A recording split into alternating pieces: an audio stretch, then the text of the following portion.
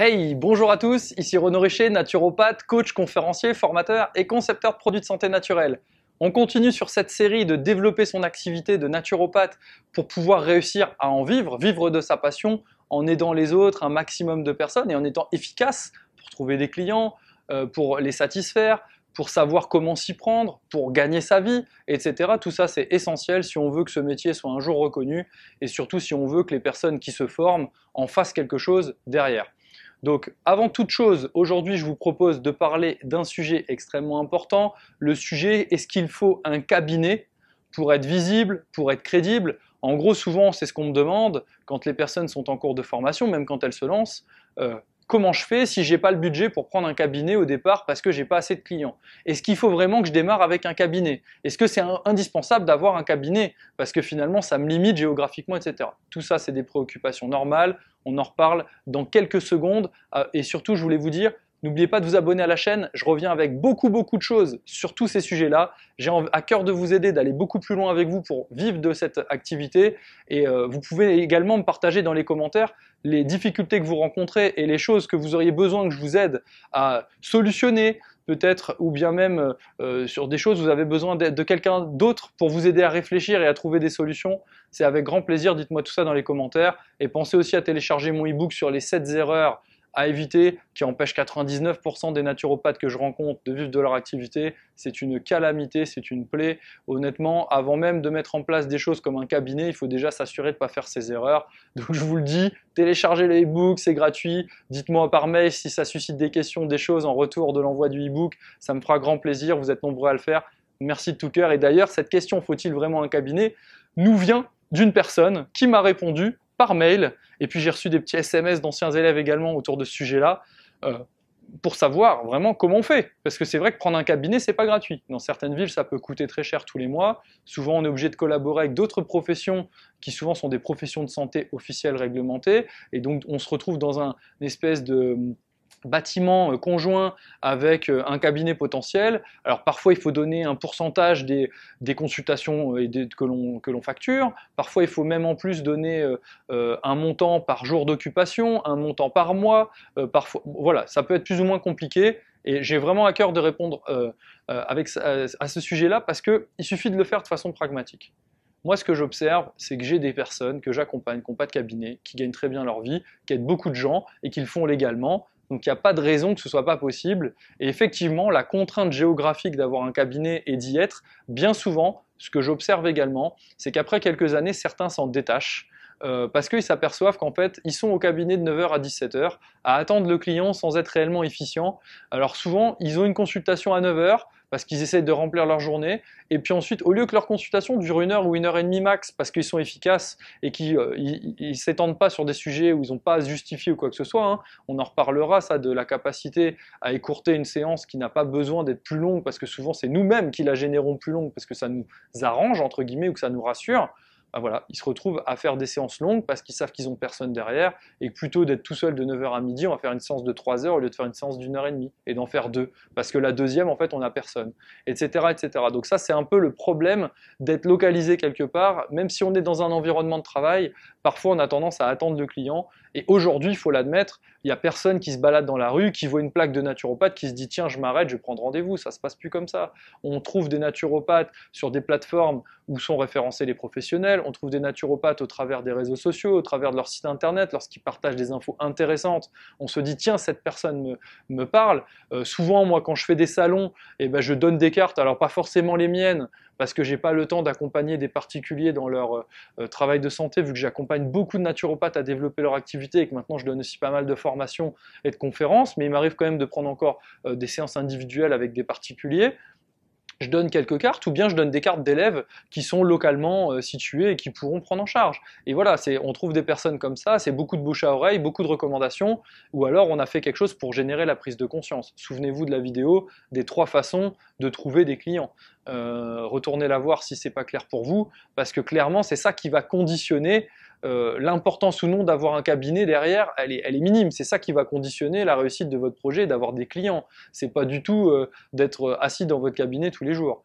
L'avantage aussi du cabinet, c'est que ça peut crédibiliser un petit peu l'approche. Maintenant, pour moi, on est crédible à partir du moment où on se considère crédible soi-même et où on transmet énormément de valeur à l'autre, qu'on génère des progrès et qu'on on prétend pas connaître et maîtriser des choses qu'on ne connaît pas et qu'on maîtrise pas. À partir du moment où on est transparent sur ce qu'on maîtrise et ce qu'on ne sait pas faire, la personne en face, pour elle, on est crédible. Il n'y a pas d'histoire. C'est que quand on lui ment et qu'on lui promet quelque chose qu'on n'est pas en mesure de réaliser, qu'on va générer un manque de crédibilité et qu'on va générer finalement un mal-être avec la personne en face qui va nous regarder un peu de travers et on va faire fuir la confiance. Sinon, il n'y a aucun problème.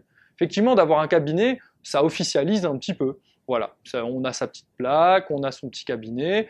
L'intérêt aussi, c'est qu'on peut avoir une petite salle d'attente selon comment c'est configuré, où nos tarifs sont exposés à nouveau. Comme ça nous permet d'être dans les clous au niveau réglementaire. Bon, vos tarifs seraient exposés sur votre site internet, sur vos plaquettes, sur votre carte de visite ou peu importe. Ce serait pareil, les gens seraient informés. Voilà, à partir du moment où vous informez les gens du tarif avant qu'ils soient en face de vous et que vous leur demandiez le tarif, c'est ça qui est illégal. Puisque pour ça pourrait faire des choses à la tête du client. Il faut juste que les gens soient informés combien coûte la prestation de conseil, avec du temps, le temps que vous allez y passer. Voilà une idée, histoire que effectivement ça puisse être réglementaire à proprement parler. Maintenant, avoir un cabinet en soi n'est pas du tout un gage de réussite. Moi, j'ai énormément de personnes qui m'écrivent en me disant, quand je leur dis c'est quoi votre principale problématique dans votre développement d'activité, ils me disent c'est pas tant mon développement d'activité qui me préoccupe, c'est que tous les mois je dois payer un cabinet alors que j'ai pas de clients. Bon, bah ça déjà il y a un problème. Revoyez ma vidéo sur quand est-ce qu'on lance officiellement son activité déjà, de base. Parce qu'il y a eu un souci là, si vous louez un cabinet alors que vous n'avez même pas de clients potentiels, et à un moment c'est pas normal. Vous devriez jamais prendre un cabinet et officialiser une profession à partir du moment, et donc d'avoir des taxes, des choses comme ça à payer. En fait, vous ne devriez pas commencer votre activité officiellement avec des clients facturés et payer des charges tant que vous n'avez pas vraiment des clients. C'est tout. Si vous avez 2 clients potentiels là comme ça, je vous dis, vaut mieux leur offrir les séances et continuer à travailler sur votre réseau pour faire venir davantage de personnes à vous et commencer votre activité et louer un cabinet lorsque vous avez au moins assez de personnes par mois pour payer le budget mensuel que ça coûte. Il ne faut pas vous mettre dans le rouge, sinon vous allez tout de suite être dans un état d'esprit de manque, de peur, d'insécurité et ça va être un problème. Revoyez également ma vidéo sur comment lancer son activité malgré le sentiment d'insécurité qu'on ressent tous lorsqu'on lance quelque chose de nouveau. Parce que ça vous permettra de définir des objectifs qui dépendent de vous et de ne pas être là comme ça à attendre. Prendre un cabinet et d'espérer que des clients se pointent, ça ne dépend pas de vous. Par contre, dire, comme moi je le fais, je vais faire 5 vidéos qui vont me permettre d'avoir des gens qui découvrent ce que je fais et qui seront peut-être intéressés par ce que je propose, c'est ok. À partir de là, vous posez des actions. Maintenant, les gens ne seront peut-être pas intéressés, mais au moins vous serez en train de poser des actions pour avancer, en savoir plus, découvrir votre écosystème plus en détail.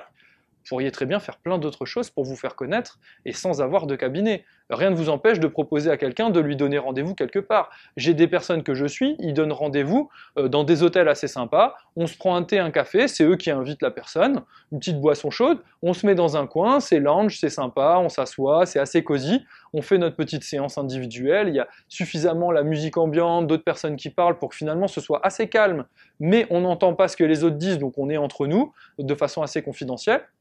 Tout ça, c'est ok. Il n'y a rien qui vous empêche également d'aller chez les gens si vraiment c'est un problème. Il n'y a rien qui vous empêche de voir pour louer des locaux dans un endroit ou partager des locaux avec quelqu'un qui en a déjà. Ça, je le conseille souvent. Aller voir des gens, par exemple des sophrologues, aller voir des personnes qui font du massage, des choses comme ça. Ils n'utilisent pas leurs locaux en permanence. Voyez avec eux s'il y a des plages horaires où vous pouvez leur emprunter et peut-être les payer en fonction du temps que vous y passez par rapport à des consultations. Comme ça, vous ne louez pas quelque chose qui vous sert à rien. Vous louez quelque chose quand vous en avez besoin. Voilà, il y a plein de façons de faire. Honnêtement, avoir un cabinet, c'est pas du tout un gage de réussite. Je connais énormément de gens qui sont compétents, qui n'ont même pas de cabinet, qui consultent même pas en présentiel. Donc honnêtement, il n'y a aucune nécessité d'en avoir un. Maintenant, si ça vous rassure, et moi j'aime beaucoup ça, c'est d'être posé derrière un bureau dans un environnement de travail qui est là pour faire une séance. Et ça, c'est très intéressant puisque d'être derrière une caméra avec un peu d'éclairage, c'est un milieu où j'ai l'habitude de faire des vidéos, donc dès que je me mets devant, ça me met dans cette énergie-là. Par contre, clairement, si j'étais assis au même endroit, avec ce même matériel, en train d'essayer de faire une consultation, je ne me sentirais pas vraiment aligné avec l'environnement. Donc c'est important parfois de trouver un environnement, mais cet environnement n'est pas obligatoirement un cabinet que vous payez avec des charges déficitaires tous les mois. Voilà, c'est vous qui décidez. J'espère que cette vidéo vous aura intéressé. Dites-moi dans les commentaires où vous en êtes, si vous louez un cabinet, si pour vous c'est plus intéressant d'être dans cet environnement de travail-là, ou si au contraire vous avez expérimenté de donner des séances individuelles ailleurs, dans d'autres lieux, chez le client, comme ça se fait par exemple dans la coiffure, il y a beaucoup de coiffeurs à domicile, etc. Voilà, des fois les gens sont intéressés par ça, d'autres pas. C'est à définir. Maintenant, ça peut être une corde que vous auriez voilà, à votre arc. Ça peut être intéressant.